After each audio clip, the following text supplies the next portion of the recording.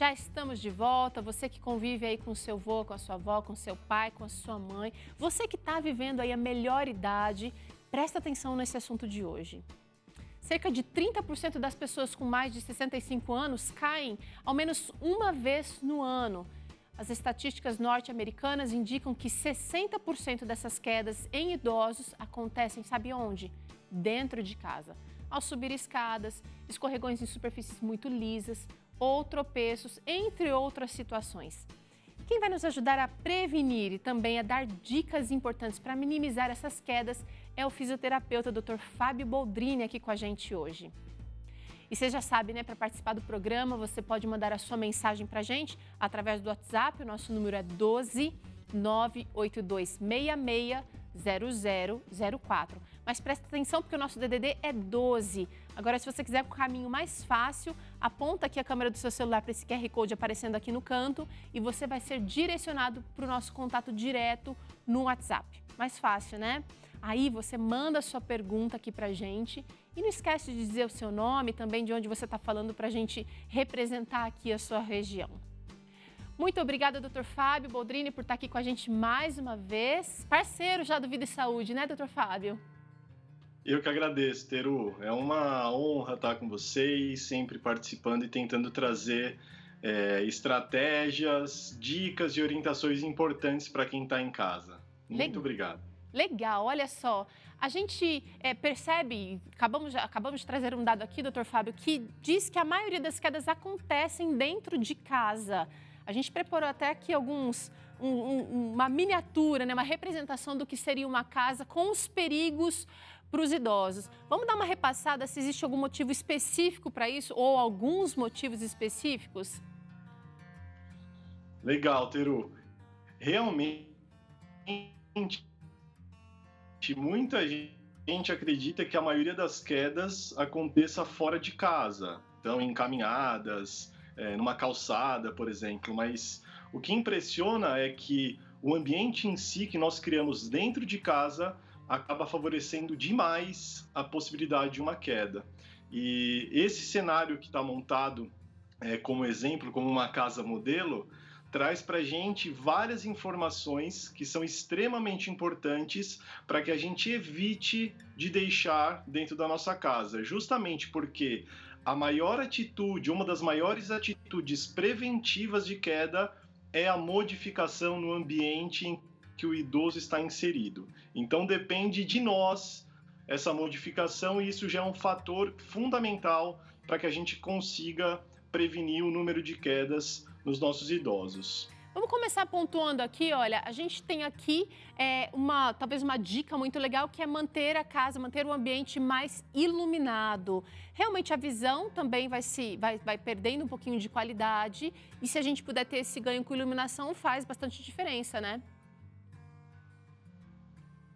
Perfeito, Teru. Inclusive, quando a gente fala desses fatores e dessas possíveis interferências que podem acontecer pelos objetos ou o que a gente acaba deixando, né, dentro de casa, isso gera uma interferência por quê? Porque as pessoas, quando a gente fala de idosos, estamos falando de indivíduos que, com o processo do envelhecimento, e aí falando especificamente do ambiente iluminado, eles vão perdendo a acuidade visual, então fica mais difícil de enxergar, às vezes, um objeto mais longe, de enxergar um objeto mais perto.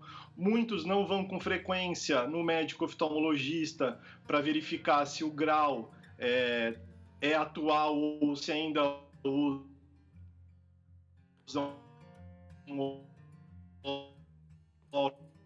Acho que a gente está tendo um probleminha. Grau, que já não traz o mesmo nível, né, de capacidade, e esconde todos os possíveis objetos que, de certa forma, podem interferir e causar uma queda no idoso. Legal. Bom, pensando nisso, não só a iluminação, mas manter o caminho livre. A gente está vendo aqui, por exemplo, um tapete, objetos pelo meio do caminho, né? Um fio fora de lugar. Aqui a gente tem um porta-revista, um porta-livros. Tudo isso pode significar um obstáculo para potencializando aí mais quedas dentro de casa. Exatamente. O tapete, inclusive, Teru, é legal comentar que não é só o fato de escorregar no tapete, porque muitas pessoas falam assim, não, mas o tapete que eu comprei, ele tem antiaderente, então ele não escorrega.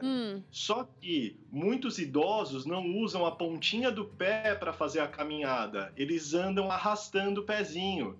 E aí, ter um tapete antiaderente nesse momento facilita a queda, porque ele vai, como se fosse, enroscar o pé no tapete, isso vira um fator. Ele acaba sendo uma queda. Ele acaba sendo um obstáculo aqui, né? Mesmo que ele esteja aderido ao chão. Também a utilização de sapatos antiderrapantes ajudam. Ajudam sim, Teru, com certeza.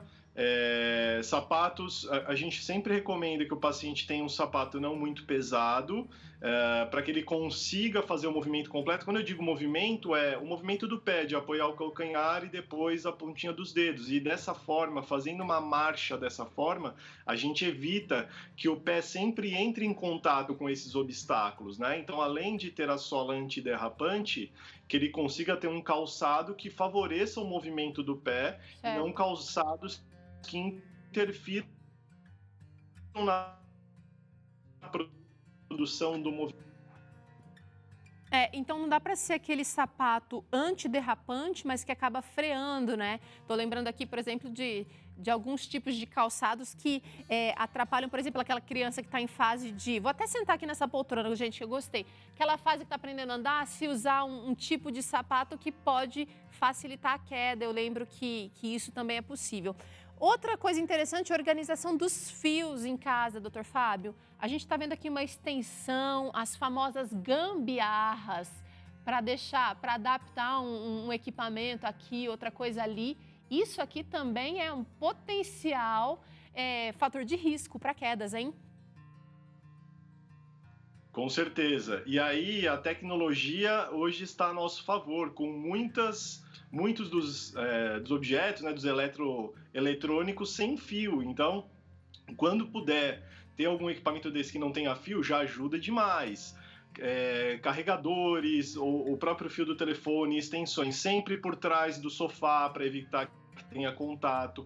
São coisas tão simples, Teru, mas que muitas vezes não quedas. E geralmente começamos a ter consciência a partir do momento que as pessoas caem. Então, é importante que todo mundo que está em casa tenha essa consciência que orientações tão simples, algo tão básico, pode realmente salvar o idoso, porque não é só a queda, mas é o que a queda implica na vida desse paciente. Puxa, a gente vai falar já disso aí, porque antes eu queria mostrar a última dica aqui sobre o que pode causar acidente em casa, que é utilizar cadeiras com apoio para levantar. Então, eu estou nessa poltrona aqui que tem esses dois braços que ajudariam no levantar aqui. Quer dizer, não vai ser uma coisa até para fazer exercício físico, mas olha a diferença de eu estar sentada numa banqueta como essa, que primeiro tem mais risco aqui de equilíbrio, né? E na hora de levantar, não tem nenhum apoio, nem para as costas, nem para levantar. Perfeito. E mais ainda, Teru, explicar que quando estamos levantando e sentando, nós mudamos o nosso centro de gravidade, né? A projeção do centro de gravidade. Vai para frente, né? Vai para frente. E como os idosos têm, geralmente, já realmente cair se ele não tiver o apoio. Então, ter o apoio, ele é um facilitador para o levantar, para o sentar, mas também quando o paciente fica em pé, quando o idoso fica em pé, para ele se organizar, se estabilizar e conseguir partir para uma marcha independente e segura. Legal. Aí a gente pensa em outras partes da casa que precisam, às vezes, passar por uma readaptação para essa fase da vida. Vamos colocar aqui na tela, por exemplo, não sei o que é melhor colocar, olha, iluminação. Olha que legal, aí de repente instalar, agora tem muita tecnologia disponível, luz de LED, coisa que facilita a iluminação em lugares mais propensos à queda, né? Exatamente, nós temos LEDs, inclusive sem fio, que pode ser colocado, como está aí no exemplo, nos rodapés. Isso sinaliza melhor. O sinalizar, na verdade, é conseguir trazer para essa pessoa realmente ele conseguir enxergar objetos que, de certa forma, são potenciais riscos, né? Então, muitas vezes as pessoas falam assim: nossa, Fábio, mas eu não vou passar uma fiação de novo pela minha casa, eu preciso quebrar a parede. Não, não precisa. Nós temos hoje iluminações que não dependem de fio e que podem ser colocadas de maneira muito simples com uma fita adesiva e você realmente prevenir esse tipo de problema. Vale a pena pensar nisso, viu, gente? Banheiro também é outro lugar super escorregadio, às vezes sem muito espaço para apoio. A instalação de barras é bem necessária, bem bacana também para evitar quedas ali, né? Exatamente. Como nós falamos da cadeira, tem o mesmo sentido. Então, no vaso sanitário já é mais escorregadio porque pode estar molhado. Então, ter a barra lateral, por exemplo, no banheiro frontal e durante o banho também é importante, porque como nós dissemos que essas pessoas podem ter algum déficit de equilíbrio, alguns têm outras doenças, como uma labirintite, por exemplo, que pode dar um tipo de tontura e desestabilizar e também favorecer queda. Então, ter as barras de proteção e de apoio fazem com que essa pessoa tenha mais independência, consiga fazer Ela vai ganhar mobilidade. essas... Vai ganhar mobilidade, vai ganhar segurança, porque o ambiente é molhado, então tem também aquelas coisinhas no chão que dá para instalar, aquele tipo de antiderrapante adesivo, né, que ajuda bastante também. Exatamente. Agora vamos falar o seguinte, doutor Fábio, eu queria que você explicasse por que o idoso tem mais facilidade para cair, dentro ou fora de casa, a gente mostrou muito bem o ambiente de casa, fisiologicamente, por que ele cai mais? Além desses fatores que você citou, né, que você falou um pouquinho de vertigem, pode ser uma labirintite ou vertigem, além desses fatores. O que nós vemos hoje, Teru, é que as pessoas têm mais longevidade. Isso é algo fantástico. Então, antes víamos pessoas que viviam até 70 anos, hoje nós vemos pessoas que vivem até 100 anos e com uma qualidade de vida muito melhor. O que isso significa?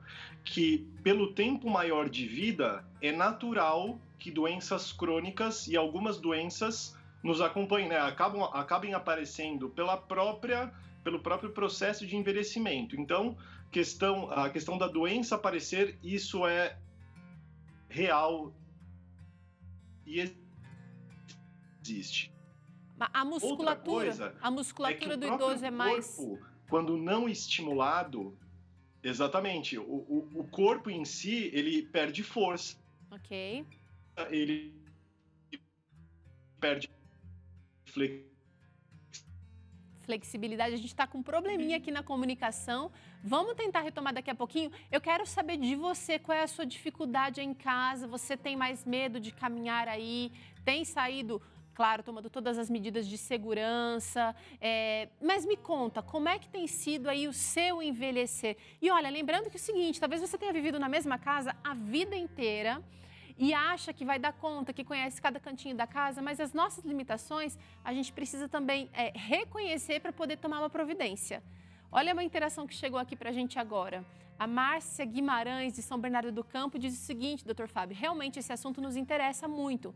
Minha mãe é super hiperativa, difícil contê-la e, para piorar, ela gosta muito de tapetes em casa. Bom, o tapete é importante que a gente tire, tá? Muita gente gosta realmente de deixar a casa com bastante tapete, mas é importante que a gente não mantenha, tá, todos esses instrumentos e objetos no meio do caminho. Isso realmente é um fator importante. E até retomando um pouco do que a gente estava falando, Vamos aqui, vamos aguentar juntos esse momento aqui, tentando conexão com o Dr. Fábio, uma conexão melhor. Eu quero saber dele, quero saber se você sabe aí de casa quais são as fraturas mais comuns entre os idosos. Dr. Fábio, você consegue me escutar agora? Agora sim. Quais são as fraturas mais comuns entre os idosos?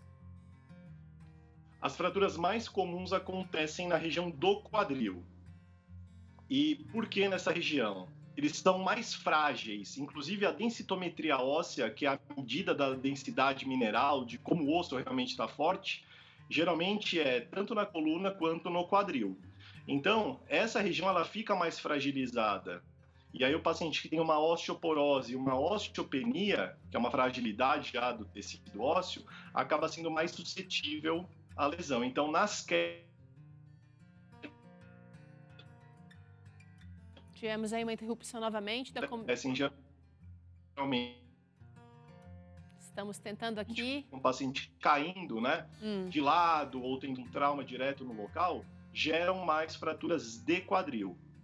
Tá. Que tá caindo também a nossa conexão na internet, né, doutor Fábio? Seguinte, quero saber, por que quando um idoso cai, a recuperação é tão mais complicada do que uma pessoa mais jovem?